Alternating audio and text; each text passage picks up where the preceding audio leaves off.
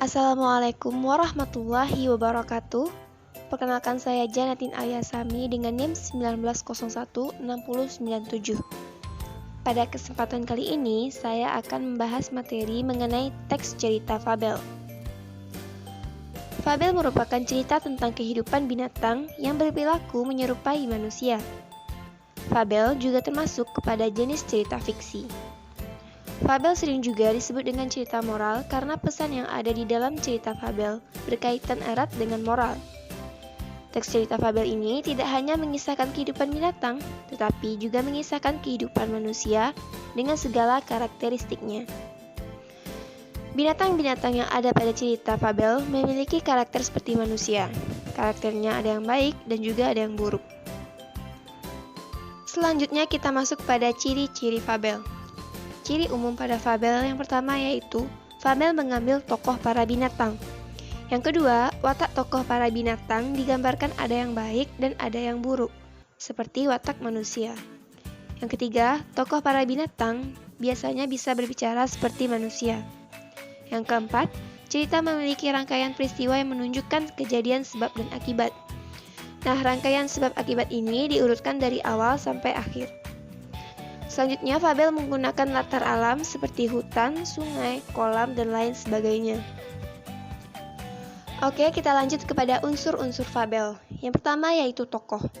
Tokoh pada fabel merupakan hewan yang menjadi pelaku dalam cerita, baik itu tokoh protagonis, antagonis, tokoh utama, ataupun tokoh pembantu.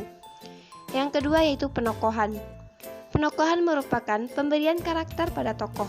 Karakter bisa bersifat protagonis atau yang disukai, dan tokoh antagonis atau yang tidak disukai.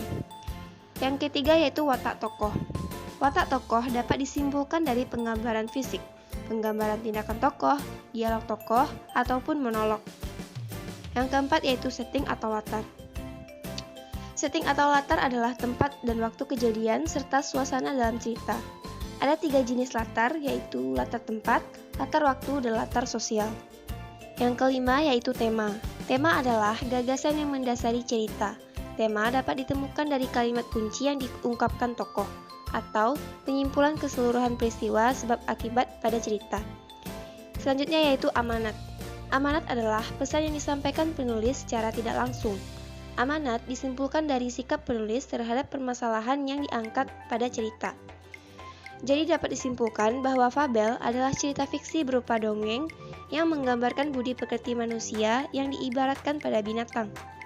Karakter binatang dalam cerita fabel dianggap mewakili karakter manusia dan diceritakan mampu bertindak seperti manusia, tetapi tidak menghilangkan karakter binatangnya. Selanjutnya kita masuk pada jenis-jenis fabel.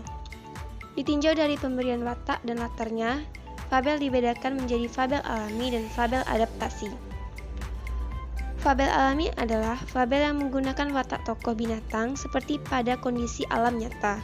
Misalnya, kura-kura yang diberi watak lamban, singa yang diberi watak buas dan ganas. Selain itu, fabel alami menggunakan alam sebagai latarnya, seperti hutan, sungai, kolam, dan sebagainya.